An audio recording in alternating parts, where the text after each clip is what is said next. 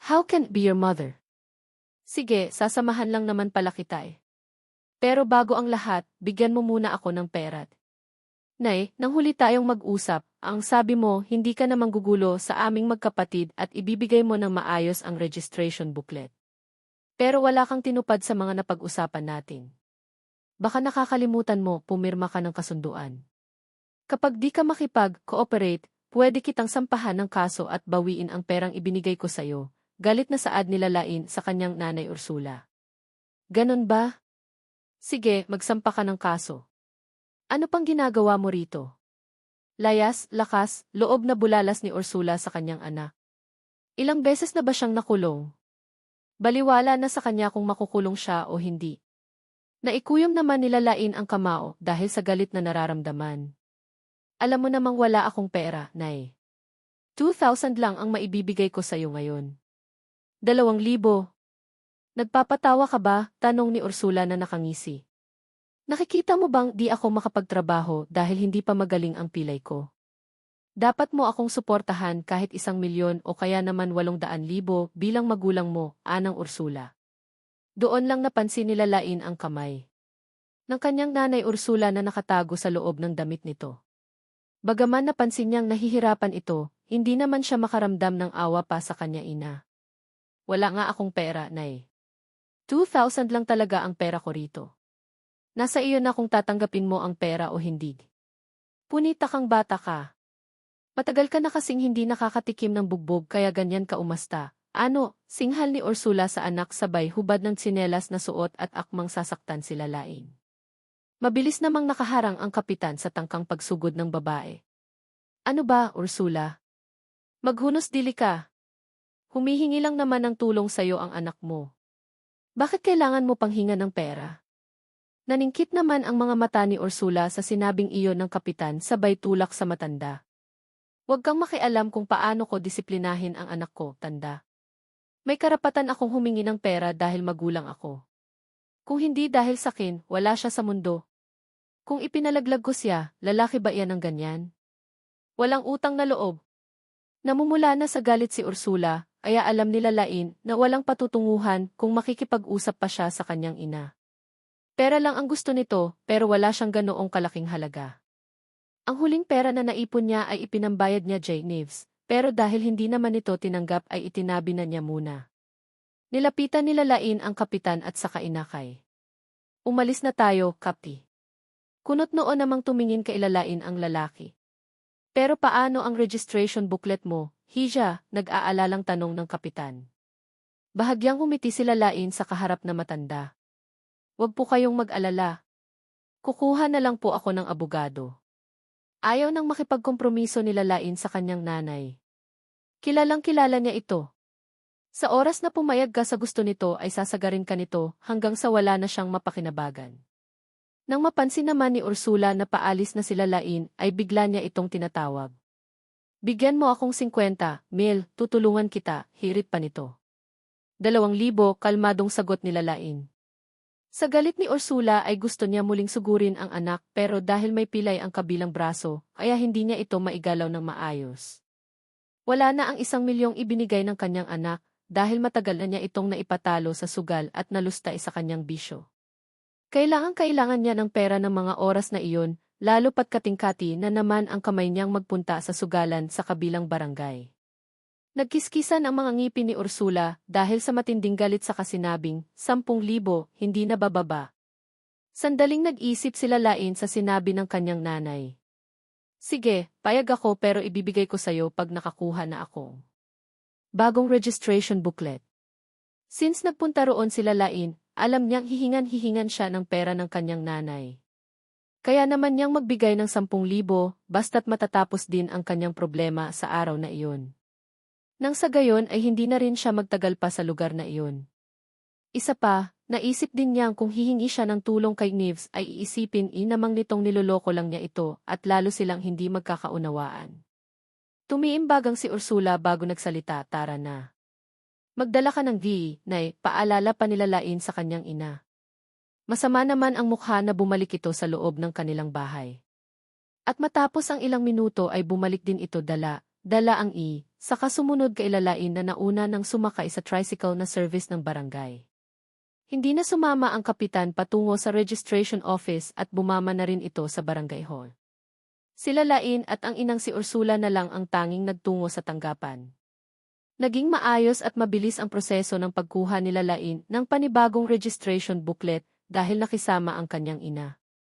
Nang matapos ay kaagad na nang hingi ng pera si Ursula at dahil walang cash na hawak si Lalain, kaya naghanap pa sila ng bangko na maaaring makapag-withdraw ng pera. Ngunit dahil hindi naman ganoon karami ang mga establishment sa Sierra Nevada, kaya mahirapan si Lalain na makapaghanap ng bangko. Sakay ng isang tricycle ay tinahak nila ang daan na sa tingin ni Lalain ay hindi pa niya napupuntahan kahit minsan. Ito ba talaga ang daan papunta sa bangko, Nay? Kinakabahang tanong ni Lalain sa kanyang ina. Mumisi si Ursula sa tanong niyang iyon. Ito ang daan papunta sa magandang buhay na naghihintay sa'yo. Nakutuban ni Lalain na tila may masamang plano na naman ang kanyang ina, kaya naman hindi siya nagdalawang isip na tumalon sa umaandar na tricycle. Nagpagulong-gulong si Lalain at ramdam niyang tumama ang katawan niya sa mabatong lupa. Dahil hindi inaasahan ni Ursula na tatalon ang kanyang anak sa umaandar na tricycle, ay galit niyang sinigawan ang driver at pinahinto. Punita! Itigil mo ang tricycle. Mabilis namang huminto ang tricycle at matapos ay tumango sa isa't isa ang dalawa saka naghiwalay ng direksyon para hulihin si Lalain. Lumalabas na kasabwat ni Ursula ang driver ng tricycle na kasama nila ng mga sandaling iyon. Ramdam ni Lalain ang pagsakit ng kanyang bukong-bukong na marahil ay spray nang tumalon siya sa tricycle. Ngunit kahit masakit ang paa ay pinilit niyang tumayo para tumakbo. Lika-ika siyang lakad-takbo sa liblib na lugar kung saan siya dinala ng kanyang ina. Subalit dahil malayo ang lugar na iyon sa mga kabahayan at namamaga ang bukong-bukong ay hindi rin siya nakalayo. Kaagad din siyang naabutan ng kanyang ina at malakas na sinipa sa likod ng kanyang tuhod. Dahil sa lakas ng pagkakasipa ay napaluhod si Lalain sa lupa kasabay ng pagguhit ng matinding sakit. Nilapitan siya ni Ursula na may nanlilisik na mga mata. Punita lang babae ka. Kung makikinig ka sa akin ngayon at binigyan ako ng 1,000,000 o kahit 800,000, pakakawalan kita. Aano ang balak mong gawin? Tanong ni Lalain habang nakasalampak sa lupa at baka sa magandang mukha ang matinding sakit. Lumapit pa ng ilang hakbang si Ursula at nang nasa tapat na ito ni Lalain ay tinapakan nito ang pulsuhan ng anak. Ang totoo niyan, ayaw naman talaga sana kitang ibenta. Pero dahil baon ako sa utang, wala akong magagawa kundi ibenta ka. Nakangising saad ni Ursula. Inay, ibebenta mo ulit ako, puno ng hinanakit at hindi makapaniwala wika ni Lalain. Iyan lang naman ang silbi mo sakin, nakangising sagot ni Ursula sabay kuha ng panyo na mayroong gamot sa bulsa. Walang nagawa si Lalain nang itakip iyon ni Ursula sa kanyang bibig at ilong. Nang masamyo ang nakakahilong amoy ay naramdaman ni Lalain na unti-unti na siyang nanghihina at pinapanawan ng ulirat. Nay, bakit ka ganyan? Nanay ba talaga kita? Tanong ni Lalain na unti nang nanlalabo ang mga paningin. Nang marinig iyon ni Ursula ay isang nakakalokong ngiti ang sumilay sa maitim na labi nito. Ni hindi nga ako magkaanak, paanong magiging anak kita? Country out. Hindi nga ako magkaanak, paanong magiging anak kita? Matapos marinig iyon ni Lalain ay otomatikong pumatak ang kanyang mga luha. Nasagot na ang matagal na niyang katanungan. Kaya pala ganoon na lang ang trato ng kanyang ina sa kanilang magkapatid. Kaya pala. Tuluyan nang nagdilim kay Lalain ang lahat at wala na siyang alam kung ano sumunod na nangyari. Ang alam lang niya ay ang sakit ng kanyang puso, dulot ng natuklasan tungkol sa tunay na rason kung bakit ganoon kalupit ang kanyang ina. Nagising si Lalain na nakatali ang kamay at papa habang nakasalampak sa malamig na semento. Hindi niya alam kung saan siya pero base sa itsura ng lugar ay mukha itong abandonadong bahay. Tuyong-tuyo ang kanyang lalamunan at dry na dry ang kanyang labi, ay kung tatansyahin niya at baka 2 araw na siyang nakatali lang at natutulog sa lugar na iyon. Marumi na rin ang kanyang damit at bahagyang may punit subalit hindi niya matandaan kung paano niya nakuha ang mga iyon. Maya-maya ay umingit ang kahoy na pinto ay pumasok doon ang isang lalaking nasa late 30s ang edad. May malaking pangangatawan, maikli ang gupit na parabang tulad sa isang sundalo at mabalasik ang anyo. Gising na pala ang bisita, bungad nito nang makitang may malay tao na si Lalain. Naglakad ito papalapit sa babae at pumup sa kanyang harapan sa kamarahang hinaplos ang kanyang pisngi. Your beauty is so rare. Kung di lang ipinagbili ni boss na huwag kang gagalawin, baka napagasawaan na kita, dagdag pa nito habang mababakas ang matinding pagnanasa sa mga mata. Nahintakutan si Lalain sa narinig mula sa lalaki. Kung ganoon, sino na naman kayang kampo ng demonyo ang nag-utos na gawin iyon sa kanya? Bakit lagi na lang siyang inaabot ng kamalasan at laging nakalagay ang buhay sa alanganin? Oh, I'm sorry, nakalimutan kong may duct tape pala ang bibig mo. Natatawa pang saad nito sabay tanggal ng tape sa bibig ni Lalain. Nang matanggal ay nakaramdam ng ginhawa si Lalain, saka nanlilisik ang mga matang tinitigan ang lalaki. Walang hiya ka. Hayop ka. Sino ka ba? Bulalas niya rito. Sino ako? Nakangising sagot naman nito sabay turo sa sarili.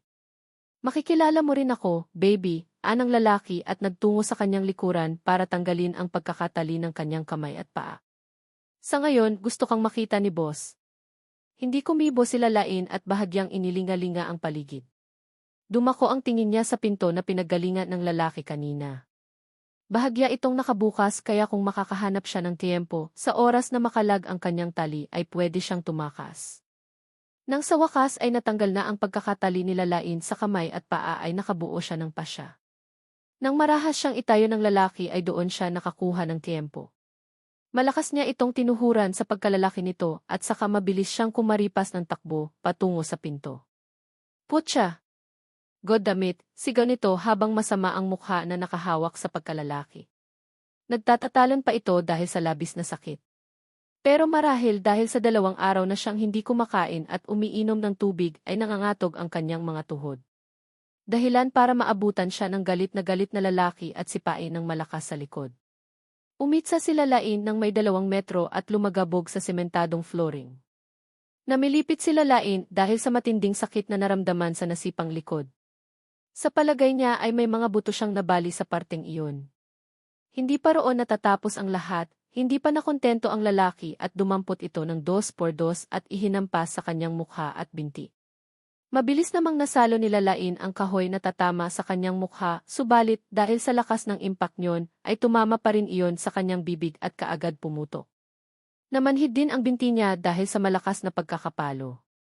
Baby, di mo ba alam kung nasaan ka? Nakangisi at nanlilisik ang mga matang tanong ng lalaki. Hawak-hawak ang 2x2 sa kamay ay muling naglakad papalapit kay Lalain ang lalaki. Nakakahilakbot ang itsura nito na parabang inaalihan ng masamang demonyo. Nandito ka ngayon sa Country X na kung saan tirahan ng mga taong halang ang kaluluwa. Siguro narinig mo na kung saan ito. Nalalaki ang mga mata ni Lalain nang marinig iyon. Talagang ipinagkanulo siya ng kanyang nanay Ursula lugar na kung saan mas masahol pa sa hayop ang turing sa mga tao. Isang braso pa lang ang nababali ko sayod. Nakangising wika ng lalaki sabay turo ng kahoy na hawak nito kay Lalain. Sa susunod, dito na kita patatamaan. Dito at dito, sabay turo sa kanyang braso at binti at ulo. Napaka-interesante talagang pumatay ng tao. Dagdag pa nito sabay halakhak na parabang nasisiraan ng bait. Nanginginig sa takot si Lalain ng mga sandaling iyon at naisip niyang doon na yata siya mamamatay sa lugar na hindi niya alam kung may makakahanap sa kanya. Ipinikit na lang ni Lalain ang kanyang mga mata at ihinanda ang sarili sa maaaring mangyari. Hanggang sa biglang may tumulak sa pinto at pumasok ang isang lalaking mukhang isa sa mga tauhan. Maliit ito na lalaki na maitim at may katabaan. Nang makita ito ng naunang lalaki ay nanlisik ang mga mata nito at hinampasa ang 2x2 na hawak sa lalaki. At sinong may sabing pumasok ka rito, hina-squared pack ka, nang gagalaiting tanong nito sa bagong dating na lalaki na kaagad pumutok ang ulo. Napaluhod ang lalaki sa sahig habang sapu-sapo ang ulo na pumutok. B-Boss E, ipinasasabi ni Madam na di mo dapat pinakikialaman ang babaeng yan. Hindi siya ordinaryong babae. Pumisi naman ang lalaki na tinawag na Boss E sa tauhan at ano naman? Di ko ba siya pwedeng paglaruan pag gusto ko? Sinabi ni Madam na hindi siya maaaring galawin. Mukhang may iba siyang plano para sa babaeng yan. Muling tura ng tauhan habang walang ampat ang pagtulo ng dugo sa ulo. Tila wala namang pakialam si Boss E sa sinabi ng tauhan at muli itong hinampas ng kahoy. Lumayas ka sa harapan ko. Maglalaro ako hanggat gusto ko. Sinubukan ng tauhan na gumapang palabas para i-report sa tinatawag na madam ang sinabi ni Boss A, pero isang morenang babae ang pumasok sa kwarto. Nakasuot ito ng itim na leather jacket na nakabukas ang zipper at tanging itim na bra lang ang pangloob. Ang pang-ibaba naman nito ay itim na leather short na halos puwit na lang ang natatakpan. Nakapusod ang buhok nito at mukhang maaliwalas tingnan ang mukha bagaman mababakas pa rin ang kasamaan. Madison, tigilan mo ang babaeng iyan. Maghanap ka na lang ng ibang babae na mapagbubuntunan mo ng galit, saway ng bagong dating na babae. Madam Faye naman. Ang babaeng to lang ang nagustuhan ko sa mga kasamahan niya. At sino naman ang gusto mong ipalit ko? Tanong ni Madison na ayaw magpatalo. Wala akong pakialam kung sino ang gusto mong ipalit basta hindi pwede ang babaeng yan, nakangisi namang sagot ni Madam Faye, habang nakatingin kay Lalain na noon ay nakayuko lang habang nanginginig sa takot. Wala namang nagawa si Madison kundi sumunod sa sinasabi ng babae. Inayos nito ang sarili sa kapabatong binitiwan ang kahoy na hawak. Dapat kang mag-ingat, Madison. Ang isang to ay pwede nating ipalit sa malaking halaga ng pera. Kapag mapatay mo siya, malaki ang mawawala sa tin, paalala pa ni Madam Faye sa lalaki. Her only hope. Dapat kang mag-ingat, Madison. Ang isang to ay pwede nating ipalit sa malaking halaga ng pera. Kapag mapatay mo siya, malaki ang mawawala sa tin. Alam mo namang yan lang ang libangan ko, Madam Faye, sagot naman ni Madison sabay palo ng mahina sa puwitan ng babae. Naningkit ang mga mata ni Faye sa ginawang iyon ni Madison. Go away, bastard. Paghawakan mo pa ako ulit, puputulin ko iyang kamay mo, angil niya. Sa halip na masindak ay bumisi pa si Madison sa kaharap. Madam Faye, alam kong patay na patay ka kay Boss Taslins, pero kamalas-malasan mo. Kahit maghubad ka pa sa harapan niya, di ka niya papansinin. Kaya kapag tigang ka, puntahan mo lang ako, nang aasar na wika ni Madison sabay talikod at nagtuloy-tuloy ng labas. Naiwan si Faye at si Lalain sa kwartong iyon. Nakangising pinagmasdan ni Faye si Lalain habang kumukuha ng bakal na upuan. Naupo ito sa harap ni Lalain habang magkaekis ang mahahabang binti. Umangat ang isang kamay ni Faye upang itingala ang maliit na mukha ni Lalain na noon ay namumutla na. Maganda ka nga talaga. No wonder, Desvindis is attracted to you, ani Faye habang pinasasadahan ang tingin ang mukha ng babaeng hostage. Mabagal na ang paghinga ni Lalain ay para bang kinakapos na siya. May kung ano rin siyang naaamoy ng mga sandaling iyon na hindi niya mawari kung ano. Sino si Casvins? Nahihirapang tanong ni Lalain sa babaeng kaharap. Kumislap ang kulay berdeng mga mata ni Faye at bahagyang kinurot ang baba ng babae. Si dear, may kasabihan nga tayong pinapatay ang masyadong maraming alam. So if I were you, just keep quiet. Ani Faye na ginawara ng matamis ng ngiti si Lalain. Matapos ng pag-uusap na iyon ay tumalikod na ito subalit bago tuluyang umalis ay narinig ni Lalain na nagsalita ito. Papuntahin niyo ang piping si Alexa. Ipagamot ang babaeng yan, utos nito sa kung sino man sa kalumabas. Dahil sa walang kain at wala man lang tubig sa loob ng ilang araw, at sa sakit dulot ng tinamong sugat sa katawan ay muling nawalan ng ulirat si Lalain. Hindi alam ni Lalain kung gaano katagal siyang nawalan ng malay, subalit nagising siya nang maramdamang may gumagalaw sa kanyang braso. Pagdilat niya ng mga mata, isang babae ang nakita niya na nagbabalot ng benda sa sugat niya sa braso, subalit muntikan na siyang mapatili nang makita ang mukha nito.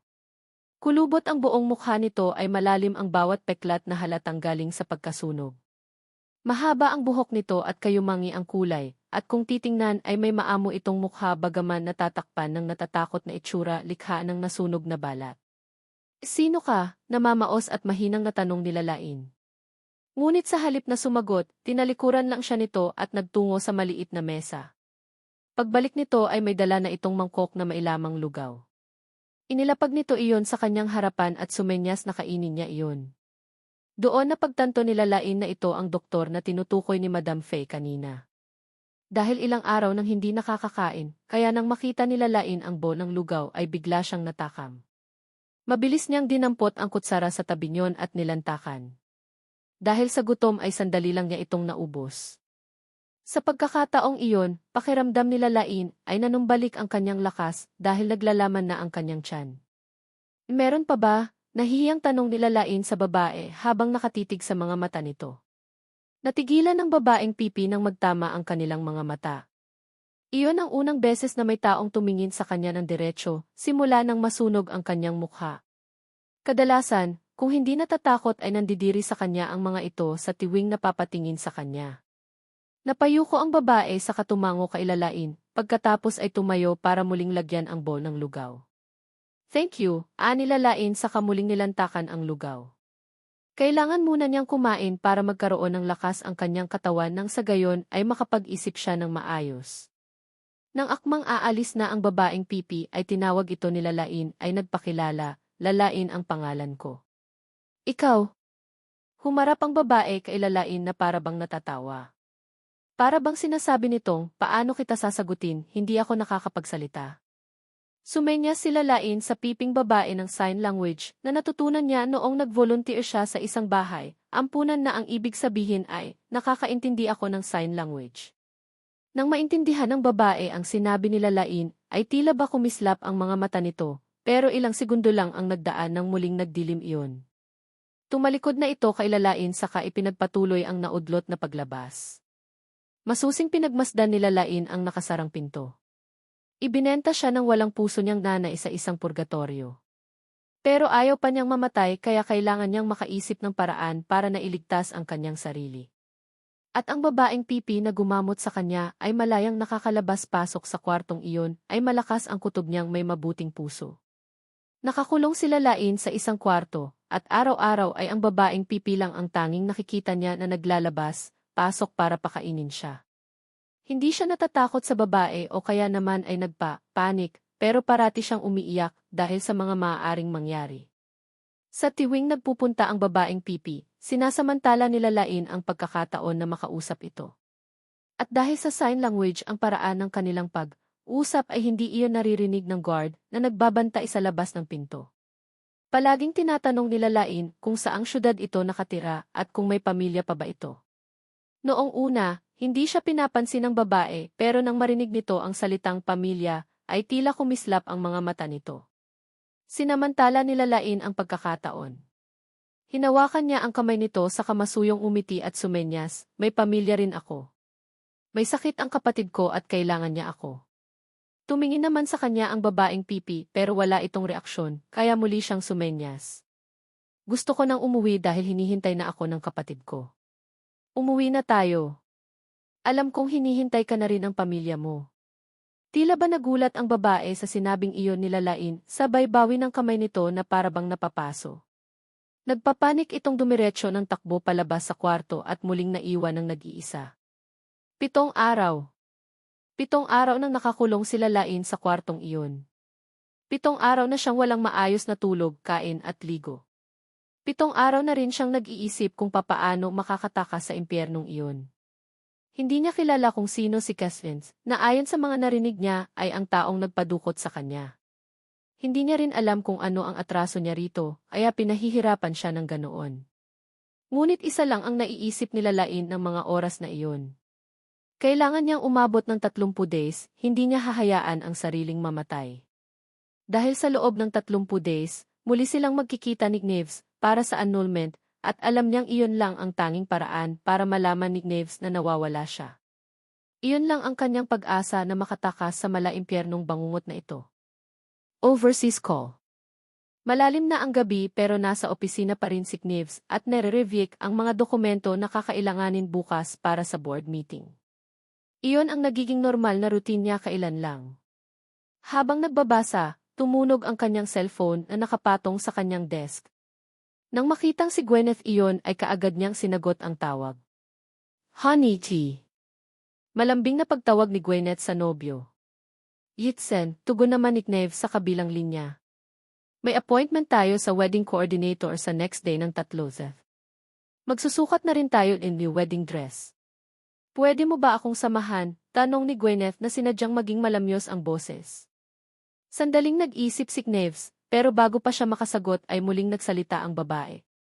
If you can't make it the next day, let's just arrange a date when you're free. Natatakot si Gwyneth na tumanggi ang lalaki kaya naman siya na lang ang mag-a-adjust para umangkop sa schedule ng nobyo.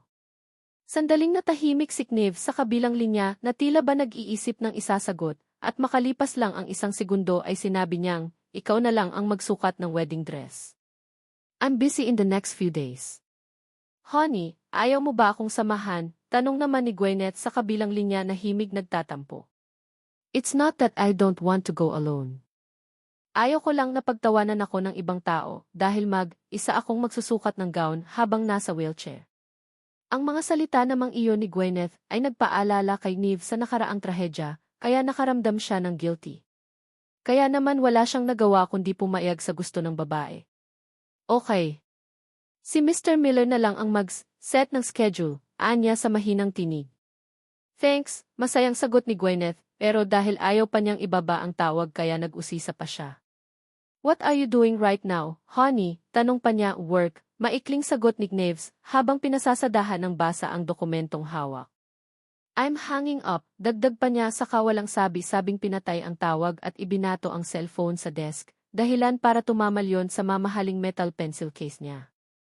Bumukas ang pencil case at bumagsak sa sahig ang ballpen, kung saan mayroong Mama Ampersand engraved na pangalan niya. Natigilan siya sandali habang nakatingin sa bagay na iyon. Nawala sa isipan niyang nadala niya pala ang ballpen na iyon sa kanyang opisina. Kasabay ng alaalang iyon ay ang sandaling pinaligaya siya ng babae sa pamamagitan ng malambot na kamay nito. Hinding-hindi niya makakalimutan ang namumulang mukha nilalain ng mga sandaling iyon na para bang hiyang-hiya sa ginagawa. Bagaman ramdam niya ang excitement na nararamdaman nito mula sa nanginginig nitong mga kamay. But what did she do? That woman broke his trust. She just cheated on him while he was away and had sex with another man. If only she knew how willing he was to compromise that night just so she wouldn't leave him. He even reached the point of thinking about not getting an annulment. Such a slut. Bigla tuloy niyang naalala ang sinabi ni Elijah Montenegro na sa kanya lalapit at sasama si Lalaine. He's just good at pretending to be holy so that Lalaine will fall for him. At iyon nga, nagtagumpay ang lalaking iyon sa gusto nitong mangyari. Ipinilig ni Niamh ang kanyang ulo at pilit iwinaksi ang mga ala-alang iyon sa kanyang isipan. Everything that woman showed him was a lie. And she gave him the ballpoint pen as a gift without sincerity. Galit na dinampot ni Niamh ang ballpen para sana ibato sa trash can pero nahinto ang kamay niya sa ere sa kasandaling nag-alinlangan. Sa huli, pabato na lang niya itong ibinato sa loob ng kanyang drawer. Samantala, nagkaroon na ng pagkakataon si Lalaine para makahingi ng tulong. Habang ginagamot siya ng babaeng pipi ay palihim siya nitong inabutan ng cellphone. Ang sabi nito ay napulot daw nito iyon sa kalsada at maaari daw niya itong gamitin para humingi ng tulong. Pero ang sabi nito, 3 minuto lang niya maaaring gamitin ang cellphone para tumawag. Dahil pagkatapos ng 3 minuto ay muli na itong lalabas sa kanyang kwarto at kailangan nitong dalhin ang cellphone palabas upang sirain. Kapag madiskubre kasi na may gamit siyang cellphone, ay walang ibang mapagbibintangan kundi ito, at hindi nila alam kung ano ang magiging consequences niyon. Mariing hinawakan ni Lalaine ang cellphone sa kanyang kamay. Ang unang nasa isip niyang tawagan ay si Elijah, pero sa kasamang palad ay hindi niya kabisado ang number nito. Hindi rin niya kabisado ang number ni Abay dahil hindi naman siya nito madalas mag-usap sa telepono. At sa lahat ng taong maaari niyang hingan ang tulong, isang number lang ang nakabisado niya na pag-aari ng isang tao. Memoryado niya ang cellphone number nito kahit pa nakablock na siya rito. Nanginginig ang mga kamay na tinawagan ni Lalaine ang number nito at pagkatapos ng 3 ring ay kumonekta na ang tawag. Sa mga oras na iyon, namasa ang kanyang mga mata at umpisa siyang suminghot-singhot. Nanginginig niyang ibinuka ang mga labi at sinabing, Mr. Dawson. Subalit sa halip na sumagot, isang malakas na tili ang naulinigan niya sa kabilang linya na sinundan ng baritonong tinig ng isang lalaki. Are you okay? I'm okay. Masyado lang mahaba itong lailayan ng wedding dress, kaya muntikan na akong sumubsob, ang malamyos na tinig ng isang babae. Wedding dress. Natigilan si Lalaine. Kasalukuyan bang nagsusukat ng damit pangkasal ang lalaki at si Gwyneth? Nanginig ang kamay ni Lalaine na maihawak sa cellphone pero tinatagan niya ang loob. Hindi dapat siya makaramdam ng panibugho lalo na sa mga oras na iyon dahil may importante ay matulungan siya ni Niamh. Kinalabit sila lain ng babaeng pipi at sinenyasa na dapat ay sa kapamilya o kamag-anak siya humingi ng tulong nang sa gayon ay masigurong maililigtas siya. Mayroon lang siyang isang pagkakataon kaya naman hindi dapat niya sayangin iyon. Tumikim sila lain para alisin ang tila tinik na nakabara sa kanyang kakamuhian. Mr. Dawson, dinala ako ng nanay ko sa lugar na hindi ko alam. Tulungan mo ako, bago pa tuluyang matapos ang sasabihin nila lain, ay biglang nagsalita si Gwyneth sa kabilang linya. Honey, your phone is connected. Sino yan? Nothing. May big prankster, sagot ni Neve sa malamig na tono. Ang mga salitang iyon ang pumutol na katiting na pag-asa nila lain. Pakiramdam niya ay gumuho ang kanyang mundo ng mga sandaling iyon. Narinig kaya nito ang sinabi niya? O baka wala na talaga itong pakialam sa kanya? Ilang sandali pang kinalabit na siya ng piping babae at sumenyas na tapos na ang kanyang oras. Nanlulumo namang ibinigay nila lain ang cellphone sa babae na mabilis naman itong tinago sa ilalim ng medicine kit na dala-dala. Tulala sila lain habang yakap-yakap ang mga tuhod. Pakiramdam niya at pinagbagsakan siya ng langit at lupa dahil sa mga narinig. Masakit ang kanyang puso na parabang sinasaksak iyon ng patalim. Subalit mas masakit na matuklasang wala na itong pakialam sa kanya, lalo pat kailangan niya ito ng mga oras na iyon. Nang mapagmasdan naman ng babaeng pipi sila lain ay napailing na lang ito. Minsan na rin siyang nagkaroon ng ganoong pag-asa, subalit tuluyan na siyang sinukuan ng kanyang pamilya, kaya naiintindihan niya ang nararamdaman nito ng mga sandaling iyon. Eve kabilang dako, matapos magsukat ng wedding gown ay muling inalalaya ni Neve si Gwyneth pabalik sa wheelchair nito. Dinampot niya ang cellphone na nakapatong sa table at tiningnan ang tawag subalit disconnected na iyon. Nang makitang overseas call iyon ay nakaramdam siya ng hindi maipaliwanag na pagkabalisa. Nagtangka siyang tawagan ang number pero out of coverage na iyon. Napakunot, noo siya sa kakinopya ang number at ipinadala kay Liam sa pamamagitan ng text message. Check where it came from, utos niya sa kanyang secretary. Find her wherever the hell she is. Check where it came from T. Nang maisend ang text na iyon, ilang minuto lang ang nakalipas nang magtungo ang sekretary ni Neves at personal na sinabi sa kanya ang natuklasan. Mr. Dawson, ang V address ng overseas number ay galing sa China, pagbabalita ni Liam. Would you like to have your cell phone upgraded by company technicians so that you are not exposed to these phone scams? Tanong pa nito sa boss. Okay, maikling sagot ni Neves. Alright, sir, ani Liam sa kaakmang tatalikod na ng pigilan ng kanyang boss. May nakaschedule pa ba akong meeting mamaya? Tanong ni Neve sa lalaki. Bahagya namang nagulat si Liam sa tanong na iyon ng kanyang boss, pero kaagad ding sumagot. Dahil schedule kayo na samahan si Gwyneth para magsukat ng wedding dress, kaya ang kasunod na appointment ay, nahinto si Liam nang makitang bahagyang dumilim ang anyo ng kanyang boss dahil sa sinabi niya. You have 2 more important meetings to attend, sir. Okay, arrange it. Anig Neve sa katumayo sa couch na kinaupuan at inayos ang buttons ng suot na executive suit. Ilang sandali pa nakangiting lumabas si Gwyneth mula sa fitting room na nakangiti. Honey, what do you think of this? Bagay na sakin, tanong nito sa nobyo. Marami na itong naisukat na wedding dress pero sa mata ni Neves ay pare-parehas lang iyon. However, in Neve's eyes, what Gwyneth was wearing at that moment didn't match her style. Instead, he saw a different shadow in his imagination. Bagahagyang kumunot ang kanyang noo habang pinagmamasdan ang babae. That dress is not suitable for you. Mamili ka ng iba, anya sa katumingin sa kanyang wristwatch. I have to get back to the company. I still have a meeting to attend, saad niya pa kay Gwyneth. Honey, aalis ka na, tanong ni Gwyneth na bakas ang disappointment sa mukha. Kung iniisip mong pagtatawanan ka ng ibang tao, kapag nakita kang nag-iisa at nagsusukat ng wedding gown, don't worry, sinabihan ko na ang owner na huwag magpapasok ng iba hanggat nandito ka. Tugon ni Neve saka mabilis na tumalikod at nagtuloy-tuloy na ng paglabas sa butike. Samantala, naiwan naman si Gwyneth na sinusundan ng tingin ang papalayong lalaki. Her sweet smile suddenly faded when the man disappeared from her sight. Sa loob ng sasakyan, pumasok sa isipan ni Neves ang wedding gown na suot ni Gwyneth kanina. Pero nagtataka siya kung bakit ibang mukha ang nakikita niyang nakasuot nito sa kanyang isipan. Mr. Dawson, narito ang total para sa second quarter ng day. Please check so know what else need to adjust, sir. Pakli ni Liam sa kanyang boss ng mga sandaling iyon. Ibinaling naman ni Gnaves ang paningin sa kanyang sekretary na kasalukuyang nakaupo sa passenger seat. Inabot nito sa kanya ang MacBook na mabilis naman niyang inabot para i-check ang nilalaman. Matapos may point out ang mga dapat ayusin ay muli niyang ibinalik sa sekretary ang gadget.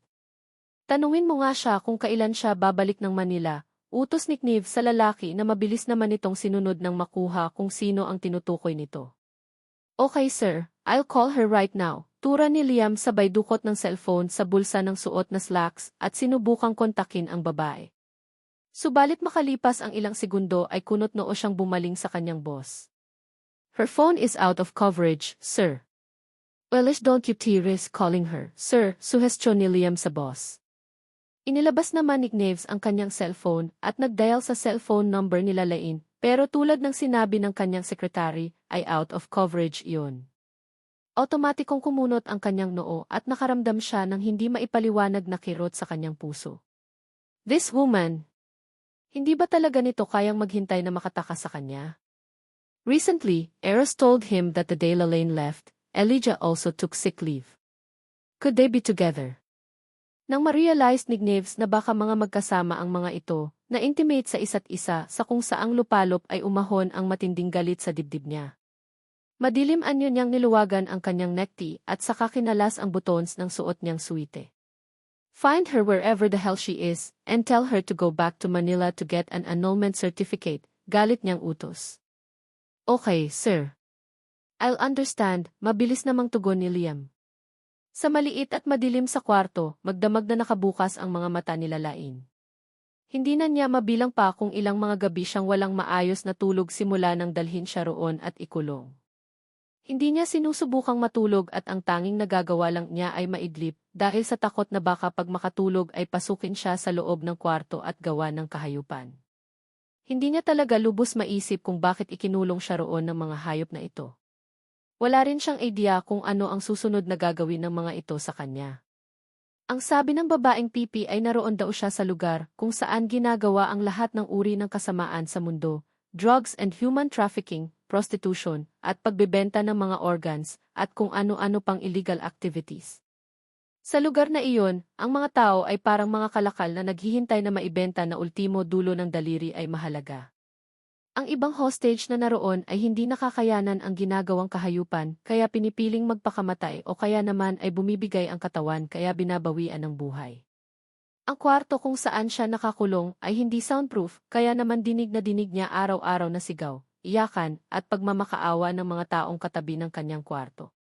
Ang pinaka-nakakatakot na narinig niya sa mga iyon ay ang boses ng lalaking tinatawag na Boss E, kung saan dinig niya kung paano sumigaw ang babaeng ginagawang nito ng kahayupan na para bang kinakatay. Minsan pa niyang narinig mula sa tagalinis na pumasok sa kanyang kwarto na pangpito na raw iyon sa pinatay ni Boss A sa buwang iyon. Kinikabutan si Lalain nang marinig iyon dahil nang minsan marinig niya ang sinabi ng lalaki mula sa labas ng kanyang kwarto. Sinabi nitong gusto nitong siya ang maging pang-10 sa mapapatay nito.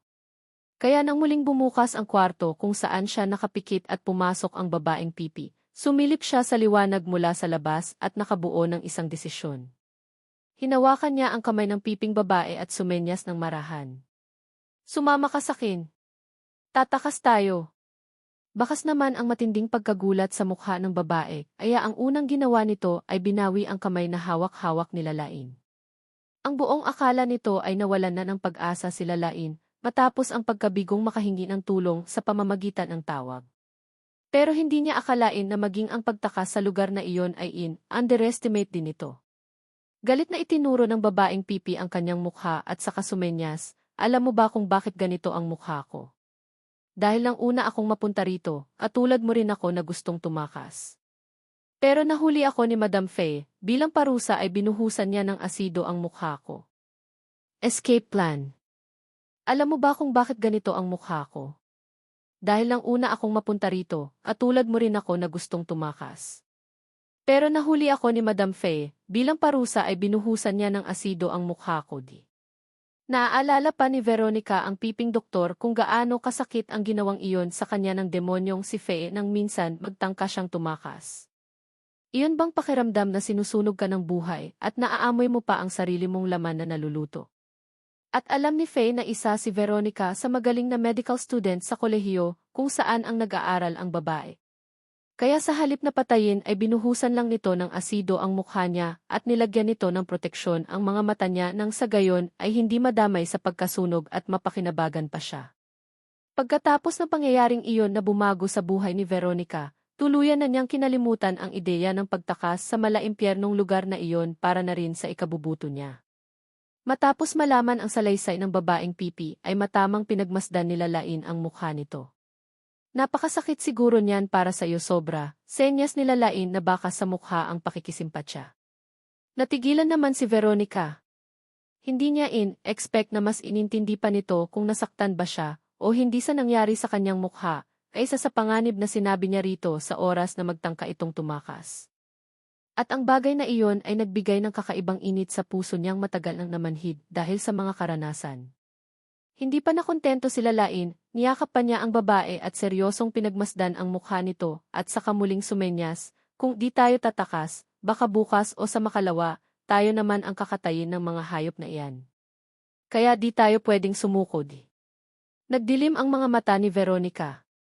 Naalala niyang sinabi ni Madam Faye sa kanya na ilalagay siya nito sa torture chamber, kung saan doon tinatanggal ang mga organ ng mga hostages. Ayaw gawin ni Veronica ang sinasabi ng babaeng hostage, dahil alam niyang sa oras na sumuway siya ay mamamatay siya. Pero handa na siyang mamatay kaya muli niyang susubukan ang tumakas sa lugar na iyon. Dahil may dalang ballpen at papel si Veronica na lagi nitong ginagamit sa tuwing kailangan niyang magreseta ng gamot sa mga hostages na kailangan ng medication, hiniram iyon nila Lain ay isinulat ang kanyang plano sa pagtakas. Sumenyas sila Lain sa babae na i-describe sa kanya ang kabuuhan ng lugar na iyon. Madaling nagkaintindihan ang dalawa, at namangha pa nga si Veronica nang madaling na-drawing nila Lain ang eksaktong itsura ng lugar sa sandaling oras lang. Naubos na ang kanilang oras. Maya-maya'y tumayo na rin si Veronica para lumabas. Pero bago ito tuluyang tumalikod ay muling ipinaliwanag nila Lain ang kanyang plano. Sa ganap na 3:00 ng madaling araw ay doon sila tatakas, dahil sa mga oras na iyon ay mas mahina ang depensa ng mga bantay dahil sa pagod at antok. Tahimik na naglatag ang kadiliman. Sa sumunod na kwarto, muling nag-umpisa ang live sex show at maulinigan ang kalampag ng bakal na kama at daing ng mga kababaihang ginagawa ng kahayupan. At base sa mga sigaw ng mga ito, alam nila Lain si Boss A na naman ang hayop na gumagawa ng kademonyohang iyon. Sinasadya iyon ni Madison na sa tuwing may gagawan ito ng kahayupan, pinipili nito ang kwarto na katabi ng kailalain nang sa gayon ay marinig ng babae kung pang-ilan na ang babaeng kinakatay niya tuwing gabi. Pang-8 na ito sa gabing iyon. Nang marinig nila Lain ang tila tunog ng isang chainsaw ang nanayo ang lahat ng balahibo niya sa katawan. Pero sa pagkakataong iyon, hindi siya nagtago sa isang sulok para takpan ang kanyang tenga. Sa halip ay lumapit siya sa dingding kung saan niya naririnig ang tunog ng makina at malakas na kinalampag. Ilang sandali pa huminto ang tunog ng makina at tila nakiramdam. Sinamantala nila Lain ang pagkakataon, mas nilakasan niya ang pagkalamapag upang mapansin siya ng mga ito. Maya-maya pa'y tila isang barena ang sumira sa dingding hanggang sa maging sapat na upang sumungaw ang nakakatakot na mukha ni Boss A doon. Bakit? Hindi mo na ba kayang marinig ang ginagawa ko't gusto mong ikaw na ang isunod ko? Nakangising tanong ni Madison na namumula at nanlilisik ang mga mata. Namutla ang mga mata nila Lain habang nakatingin sa demonyong lalaki at nanginginig ang buong katawan, pero ang kanyang mga mata ay nagliliwanag sa madilim na kwarto. Boss A, payag na ako sa gusto. Gagawin ko ang lahat ng gusto mo basta ilabas mo lang ako rito. Nanginginig ang boses na pakiusap nila Lain sa lalaki. Squared tang ina. Anong sabi mo? Gusto mong ilabas kita dyan? Tanong ni Madison na umarko ang kilay habang nakasungaw sa maliit na butas. Mababaliw na kasi ako Boss A, kaya pakiusap ilabas mo na ako rito. Promise gagawin ko ang gusto mo di. Muling pakiusap nila Lain. Ibinuka ni Madison ang bibig na naging dahilan para lumitaw ang madilaw at nabubulok nitong mga ngipin. Hindi mo ba alam kung paano ako makipaglaro? Hindi ka pwedeng lumabas diyan dahil dadalhin pa kita sa lalaking nag-utos sa aming kidnapin ka. B. Boss A, hindi mo ba ako gusto? A. Alam kong ako ang gusto mo kaya sana hanggat wala ka pang nahahanap na ibang babae. Huwag mo muna akong papatayin, muling pakiusap nila Lain. Malakas na napahalakhak si Madison dahil sa lakas ng loob nito.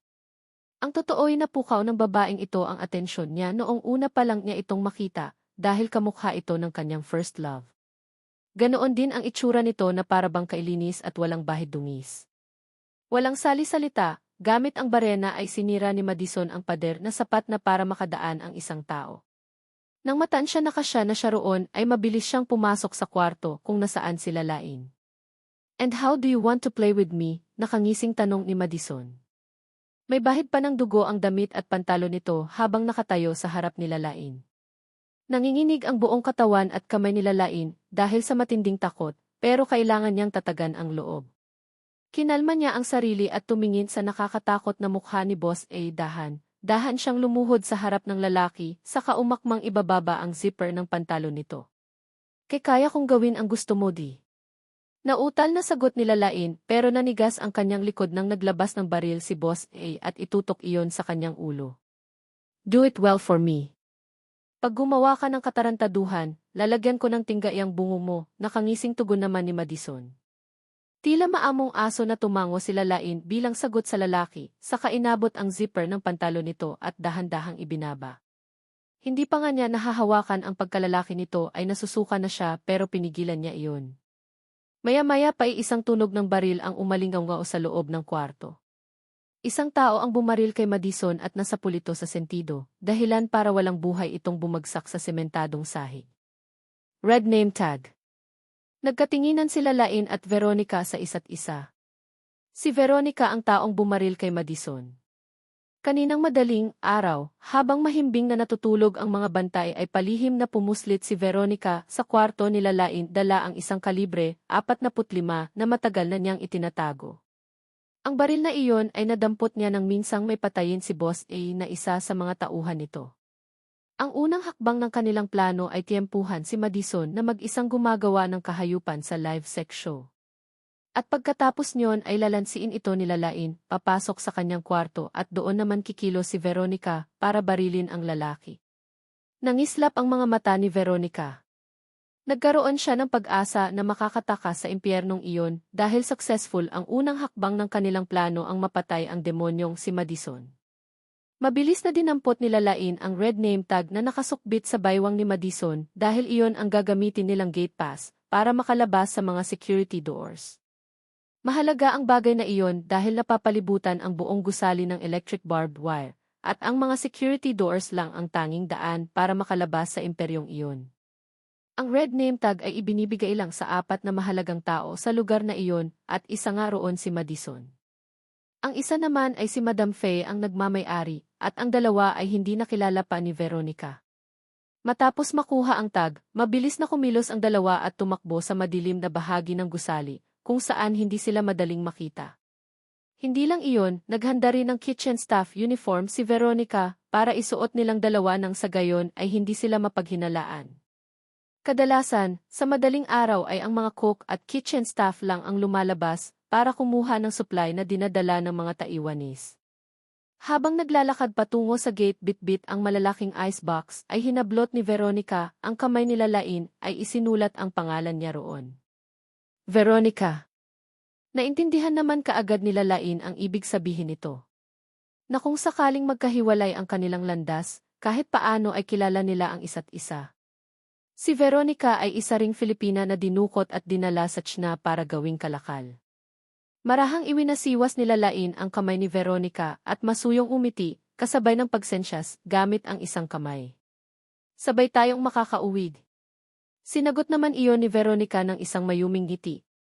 Sa kauna-unahang pagkakataon, doon lang nakita nila Lain nang umiti ng ganoon si Veronica. At sa hindi maipaliwanag na dahilan, naramdaman niyang parang may humaplos sa kanyang puso dahil sa ngiting iyon. Base sa figura ng katawan nito, alam nila Lain na maganda itong babae na marahil ay hindi rin nakalayo ang edad sa kanya. Kaya desidido sila Lain na matulungan itong makaalis sa bangungot na lugar na iyon. Magkahawak kamay na tinalunto ng dalawang babae ang gate palabas sa gusaling iyon. Pagdating nila sa guard ay kaagad din silang nakalabas nang ipakita ang red name tag na hawak. Kakatuwang naging madali at maayos ang paglabas ng dalawa sa lugar na iyon at wala ni isa man sa mga bantay ang naghinala sa kanila. Nang tuluyang makalampas sa gate ay makahulugang nagpalitan ng tingin ang dalawa saka mahigpit na naghawak at binilisan ang paglalakad. Doon lang din niya nalaman na ang lugar kung nasaan sila naroroon ay isang liblib na matatagpuan sa paanan ng bundok. Walang mga kabahayan ang naroon at ang tanging makikita lang sa paligid ay pawang matataas na puno, bagaman nakapagtatakang ang kalsada ay konkreto na.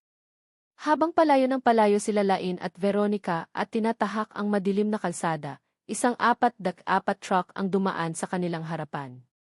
At base sa gate pass na nakalagay sa sasakyang iyon ay isa sa 4 na taong may mataas na katungkulan ang sakay niyon. Kumabog ng husto ang dibdib nila Lain at Veronica saka magkasabay nilang iniyuko ang ulo para hindi sila makilala. Nilampasan naman sila ng truck kaya nakahinga ng maluwang ang dalawa. Binilisan nila ang lakad subalit muling nanigas ang kanilang katawan ng ilang segundo lang ang nakalipas ay huminto iyon. Mukhang nakilala na ng mga ito kung sino sila kaya binalot ng katakot-takot na kaba sila Lain at Veronica. Matapos magpalitan ng tingin sa isa't isa at tumango, magkasabay na tumakbo ang dalawa. Mabilis ang kanilang pagtakbo, walang hinto na parabang doon nakasalalay ang kanilang mga buhay. Mas binilisan nila ang takbo nang makitang hinahabol sila ng 4x4 truck hanggang sa makarating sila sa isang ilog at sa kanila naman ay isang madilim na bangin. Naisip nila Lain na malaki ang pag-asa nilang makatakas kung sa ilog sila dadaan. Magkahawak kamay na tinalunto ng dalawang ang mabato at madilim na ilog na hanggang tuhod ang taas. Paglingon nila sa kanilang likuran, naroon na rin ang mga taong humahabol sa kanila. Sa sobrang pagkataranta, isang matulis na bago ang natapakan nila Lain sa ilalim ng tubig dahilan para matumba siya. Kaagad na humalo ang kulay pulang likido sa tubig kaya naman namumutla na itinaas nila Lain ang paang nasugatan upang suriin. At ganoon na lang ang takot niya nang makitang nawakwak iyon at imposible na para sa kanya ang makatakas. Tumigil sa pagtawid sa ilog si Veronica at inalalayan sila Lain na makatayo, subalit dahil sa malaking sugat ay hindi na niya magawa pang umalis sa pagkakasalampak sa malamig na tubig ilog. Natatarantang nilingon nila Lain ang mga lalaking humahabol sa kanila, kaya naman kahit masakit ang paa at nagdurugo ay pinilit nila Lain na tumayo. Subalit huli na dahil papalapit na sila kanya ang mga kalaban. Malakas na itinulak nila Lain si Veronica at Sumeñas. Umalis ka na. Huwag mo akong isipin, nila Lain sa pamamagitan ng sensyas. Nag-aatubili si Veronica na iwan sila Lain pero pareho nilang alam na dahil sa malaking sugat nila Lain sa talampakan ay mahihirapan na itong makatakas pa. Kaya sa madaling salita, kung pareho silang mahuhuli ay maaari silang mamamatay madalawa.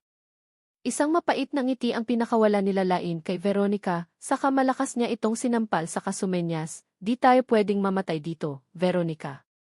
Umalis ka na at wag mo akong intindihin. Humingi ng tulong sa pulis. Naintindihan naman ni Veronica ang ibig sabihin nila Lain. At alam din niyang sa oras bumalik pa siya sa impyernong lugar na iyon ay doon na siya tuluyang mamamatay. Umiiyak na hinarap ni Veronica sila Lain at baka sa mukha ang matinding aalinlangan, pero isang masuyong ngiti lang ang isinagot nila Lain at hinawakan ng mahigpit ang kamay nito. Huwag kang mag-alala dahil magtatago ako. Kaya umalis ka na, habang may oras pa, pagtataboy nila Lain sa babae.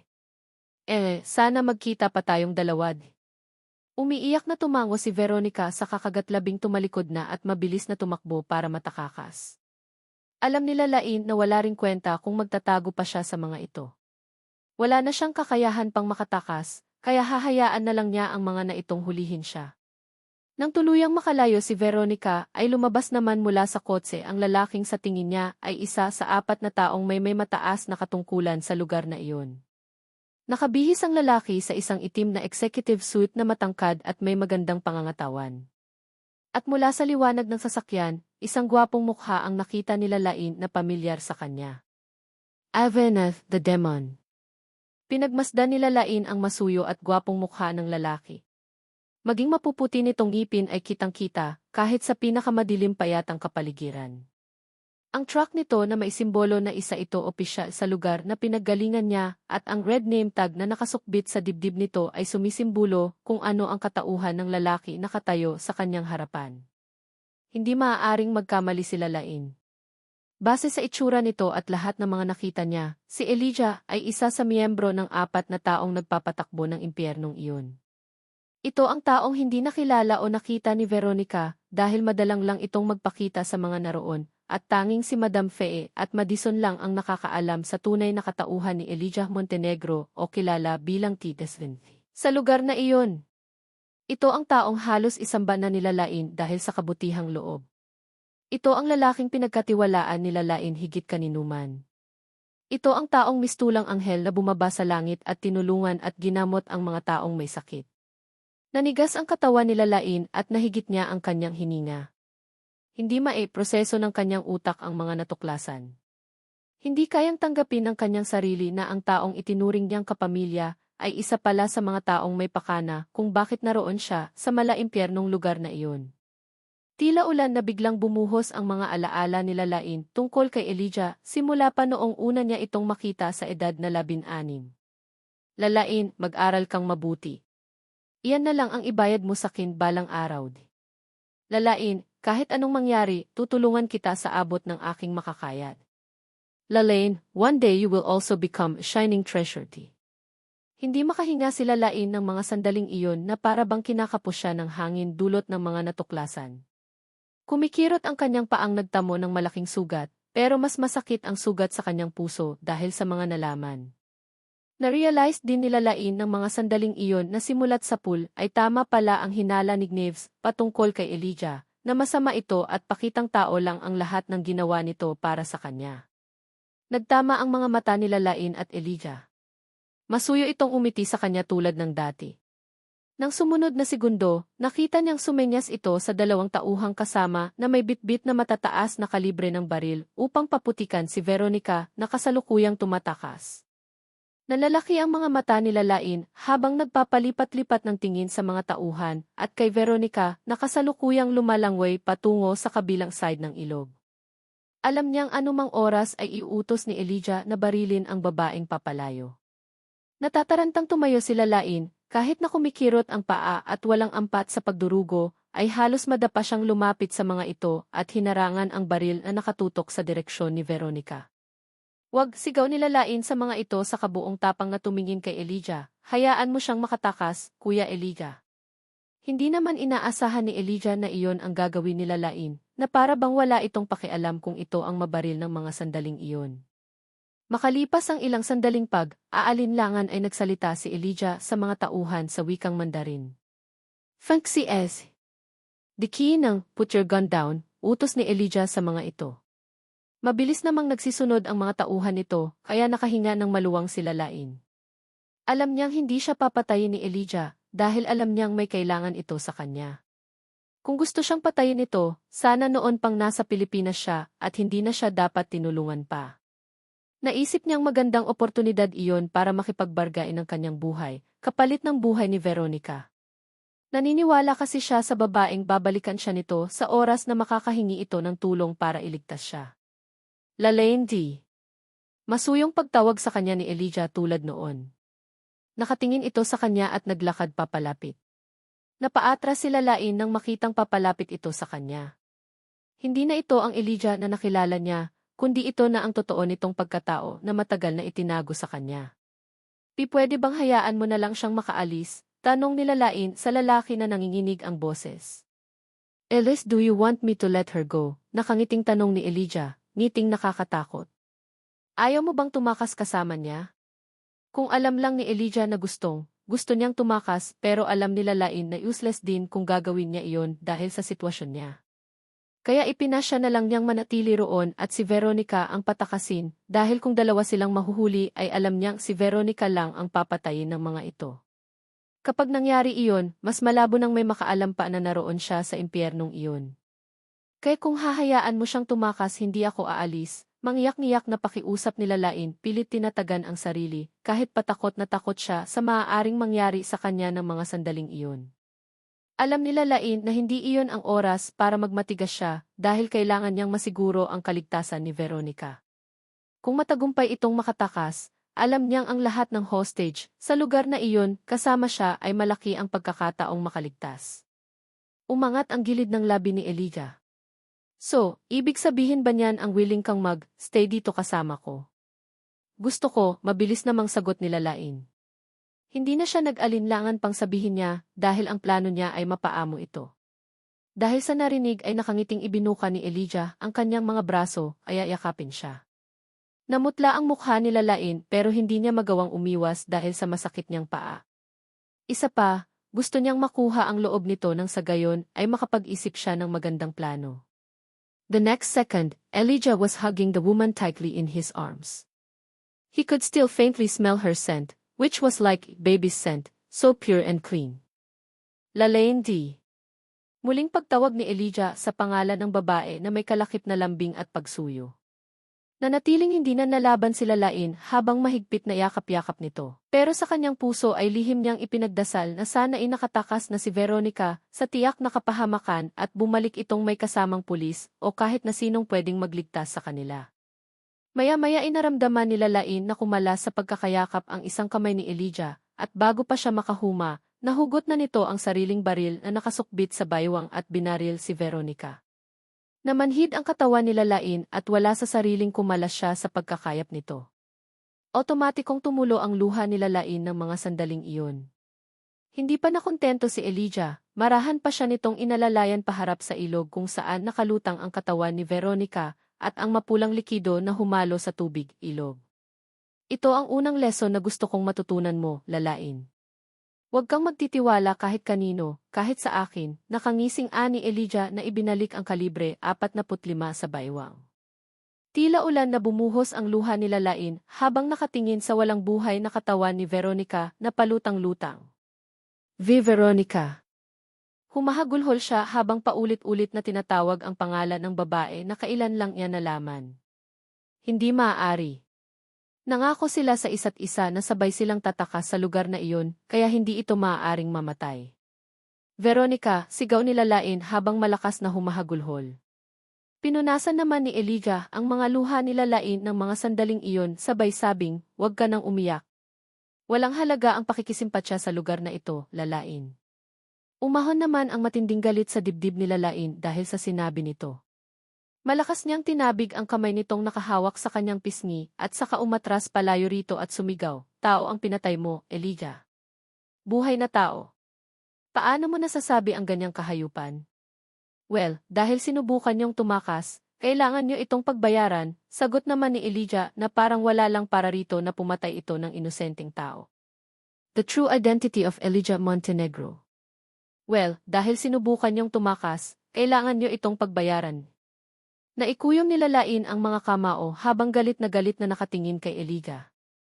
Gusto lang niyang makauwi mula sa impyernong lugar na to. Anong masama roon, umiiyak pa ring sagot nila Lain. That's the problem, she wanted to go home so killed her. Kaswal namang sagot ni Elijah na kung umasta ay para bang pumatay lang ng hayop. Let's go, I need to treat your wound, anyaya pa ng lalaki saka umastang aakain pa sila Lain. Pero sa halip na sumunod, wala sa sariling hinablot nila Lain ang baril ng lalaki na nakasukbit sa baywang nito saka itinutok iyon kay Elijah. Hindi ako sasama sayo, sigaw nila Lain habang nanginginig ang kamay na maihawak ng baril. Humakbang siya paatras kay Elijah, pero dahil malala ang sugat niya sa kaliwang paa, ay muli rin siyang natumba sa sementadong kalsada. Gumasgas ang kamay nila Lain sa mabatong kalsada nang itukod niya iyon. Pero nanatili sa kanyang kamay ang mahigpit na paghawak sa baril at hindi inaalis ang pagkakatutok niyon kay Elijah. Hindi ako sasama sa mamamatay taong tulad mo, sigaw nila Lain habang hawak ng dalawang kamay ang kalibre 45. Dahan-dahan namang naglaho ang kaninang matamis na ngiti sa labi ni Elijah habang nakatingin kay Lain. Lain, alam mo ba kung anong ginagawa mo? Alam ko, matapang na sagot nila Lain sa lalaki. Ikaw, ilang kahayupan na ba ang nagawa mo para maabot ang gusto mo? Alam nila Lain ang ganoong kalakaran. Para makuha ang ninanais ng isang tao, ay kailangan muna nitong gumawa ng kademonyuhan bilang kapalit. Bigla tuloy niyang naalala ang mga panahon noong naninirahan pa siya sa Paco. 16 lang siya nang makilala niya si Elijah, at noong panahon ding iyon ay may napapabalitang nawawala at dinudukot ang mga kabataang kasing edad niya. Hindi kaya ang demonyong si Elijah ang may kagagawan yun? At kaya ito naglagi sa Pilipinas ay para dumukot ng mga kababaihan ay gawing kalakal sa China. Ikaw ba ang may pakana ng pagkawala ng mga babae noon sa pako? Nandidilat ang mga mata na tanong nilalain sa kaharap. Mas lalo niyang hinigpitan ang pagkakahawak sa baril ng mga sandaling iyon. Yes, it's me, kaswal namang sagot ni Elijah na hindi man lang kababakasan ng takot ng mga oras na iyon kahit pa may nakatutok na baril sa kanya. Nang hilakbot si Lalain sa narinig at binalot ng matinding kilabot ang kanyang buong katawan.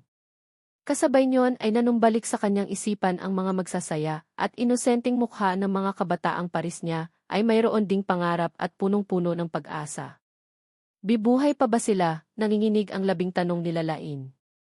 Sa lugar na to, kung ayaw ninyong sumunod sa patakaran ay hindi ko na sila pinaaabot pa ng sikat ng araw. Direksyon sagot ni Elijah, but of course except for you. Nakaramdam ng panghihina si Lalain tungkol sa mga natuklasan. Kung ganoon, lahat pala ng mga iyon ay nawala na sa mundo dahil sa mga hayop na taong katulad ni Elijah. Napakunot noo si Elijah nang makitang walang ampat ang pagdurugo ng paa ni Lalain. At kahit hindi pa nga nasusuri ang sugat na iyon ay alam niyang malubha iyon. Don't be so stubborn. Your wound is bleeding. Sumama ka na sa akin at gagamutin ko ang sugat mo, ani Elijah sa kaakmang hahakbang papalapit kay Lalain. O huwag kang lumapit sa akin, sigaw ni Lalain saka itinutok ang hawak na baril sa mismong sentido ng lalaki. Pipag lumapit ka, papatayin kita. Papatayin mo ako, pag-ulit ni Elijah habang nakaangat ang gilid ng labi. Baka sa tinig ang pang-uyam. Papatayin kita, ani Lalain na puno ng determinasyon. Napakarami mo nang nipatay kaya ang dapat sayo ay mamatay na rin. Umiling-iling si Elijah saka walang takot na humakbang papalapit kay Lalain ay lumuhod sa harapan nito. Diretso siya nitong pinagmasdan sa mga mata saka masuyong ngumiti. Don't be silly, Lalain. Ako lang ang may kakayahang protektahan ka sa lugar na ito. Kaya kung matalino ka talaga, alam mo dapat kung ano ang makakabuti sa'yo. Mas gugustuhin ko pang mamatay kesa sumama sa kampo ni Satanas na tulad mo. Ang mga salitang iyon ay tuluyang pumutok sa gapising pasensya ni Elijah. Mabilis niyang inagaw ang baril na hawak ni Lalain na naging dahilan para wala sa sariling mapindot nito ang gatilyo.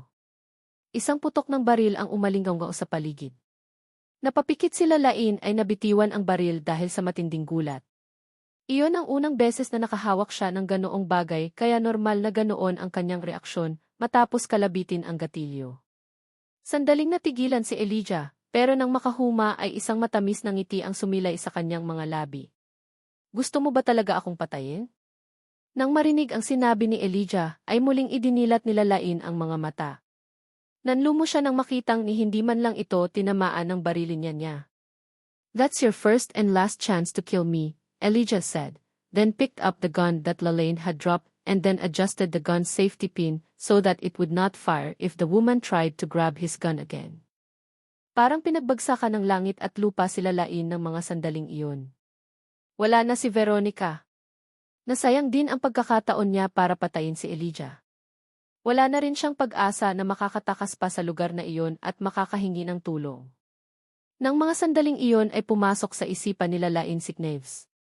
Ang paulit-ulit nitong pagpapaalala sa kanya na hindi dapat niya pagkatiwalaan si Elijah. Pero ano ang ginawa niya? Si Knaves ang pinalabas niyang masama at si Elijah ang pinaniwalaan niya dahil sa malaking utang na loob. Ipinikit ni Lalain ang mga mata sa kamatapang na sinabi sa lalaking, patayin mo na lang ako. Muli, isang malakas na putok ng baril ay umalinggaw sa tahimik at madilim na gabi. Pakiramdam ni Lalain ay pansamantalang humiwalay ang kaluluwa niya sa kanyang katawan. May matinis na tunog din ang bumara sa kanyang tenga dahil sa malakas na putok ng baril. Nang magdilat siya ay napagtanto niyang buhay pa siya ng mga oras na iyon at walang kahit na anong tama ng baril sa katawan. Marahang pinisil ni Elijah ang baba ni Lalain. At bakit naman kita papatayin? Alam mo namang hindi ko kayang saktan ka, Lalain, subalit bago pa matapos ni Elijah ang sasabihin ay nawalan na ng malay si Lalain. Marahil ay dahil sa matinding takot, pagod at gutom kaya nahimatay ito. Mabilis na dinaluhan ni Elijah ang babae at mahigpit itong niyakap. I will make you love me, Lalaine. So that you will never leave me, T. Bulong pa ni Elijah sa walang malay na babae. Gagawin niya ang lahat para ibigin siya ni Lalaine, kahit pa ang ibig sabihin yon ay kailangan niyang ikulong doon ang pinakamamahal niyang babae. Hindi na niya hahayaan pa na mawala ito sa kanyang tabi at mapunta kay Neves Dawson. Hinding-hindi. Marahang kinarga ni Elijah ang walang malay na si Lalaine pasakay sa truck nito. Matapos nyon ay tuluyan nang umalis ang mga ito sa lugar na iyon na para bang walang mangyari. Walang kaalam-alam si Elijah na mula sa hindi kalayuan ay isang naglitawan ang mga bula sa ibabaw ng tubig. Na ibig sabihin ay mayroong kung sinong tao ang nakakubli sa ilalim nito. The girl with the daisy earrings. Ay the Chief Executive Officer's office. Nakatayo sa harapan ng French window si Neves at masamang ang mukha dahil sa ibinalita ng kanyang sekretary. What the squared CI did you say?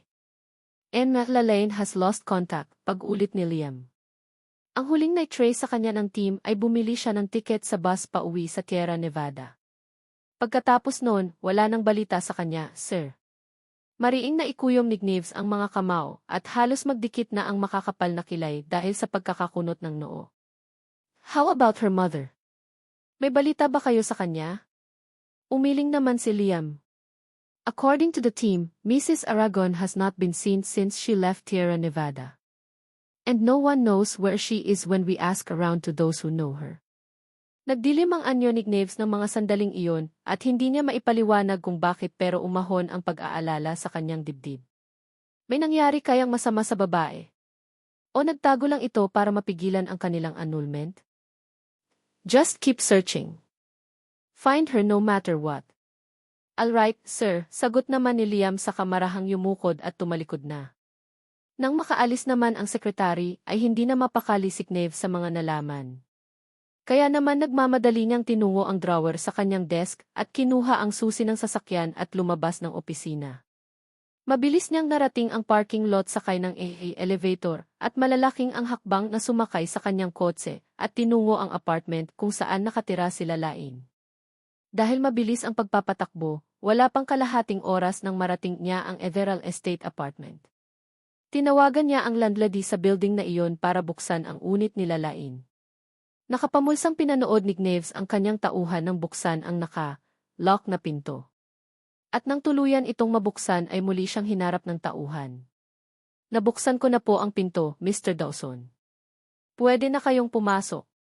Okay, maikling sagot ni Neves saka nagmamadaling na pumasok sa loob. Just like before, it was neat and clean but empty. Pero ang emptiness na nararamdaman ni Neves ay hindi dahil wala itong laman.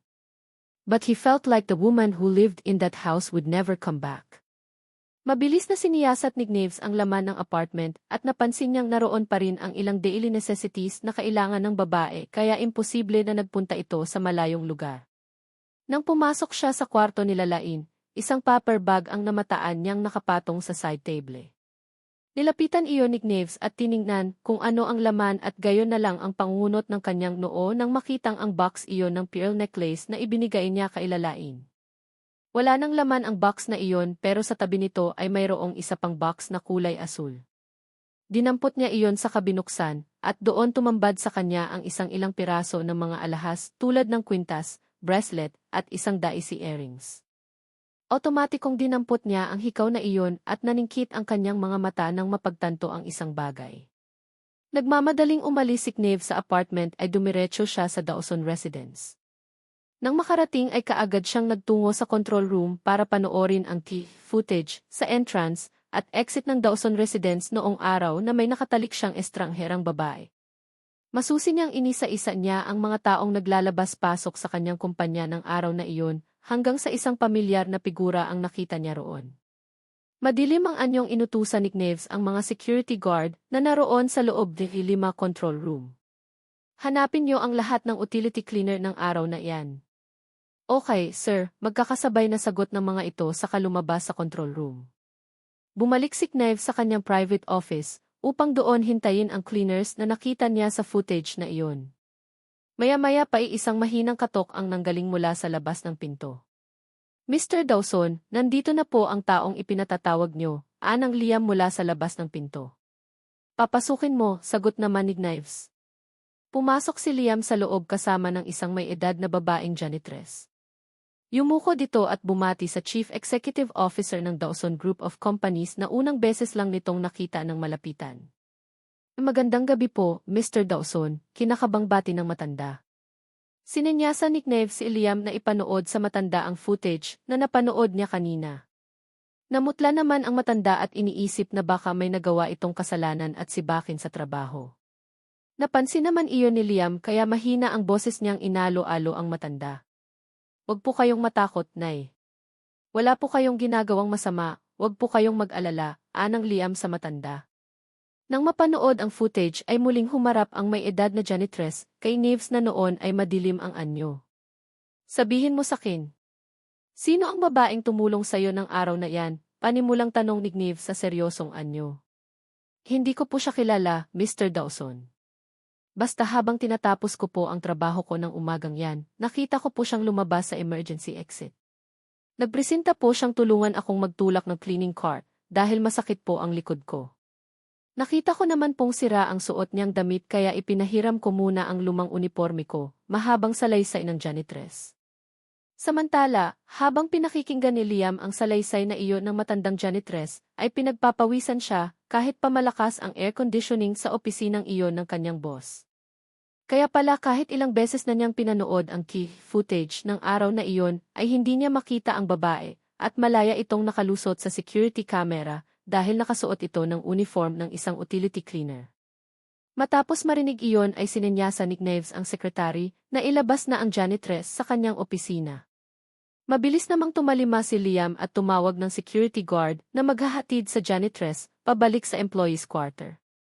Naupo si Knives sa three-seater sofa habang pinagmamasdan ang isang pairs ng daisy earrings na nakalapag sa center table. Ipinikit niya ang mga mata at muling nagbalik ang kanyang isipan noong gabing nakatalik niya ang estrangherang babae. Ang nahihiya at nag-aalinlang ang kilos nito, mga impit na pag-ungol habang inaangkin niya, maging ang mahinang pag-iyak at pagdaing sa marahas niyang pagkilos ay unti-unting naging malinaw lahat sa kanya.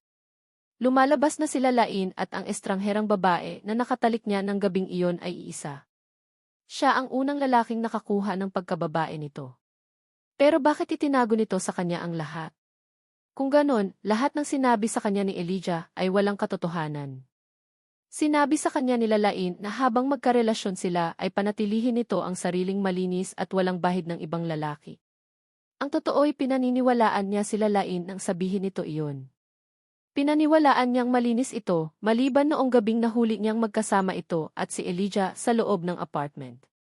Kaya naman, muling idinilat ni Knives ang mga mata at nagtungo sa desk at nagdial sa intercom. Find out where Elijah Montenegro is. Utos niya sa secretary. Alright, Mr. Dawson. Ramdam ni Knives na mayroong mali sa nangyayari at kung ano man iyon ay ipinapangako niyang aalamin niya.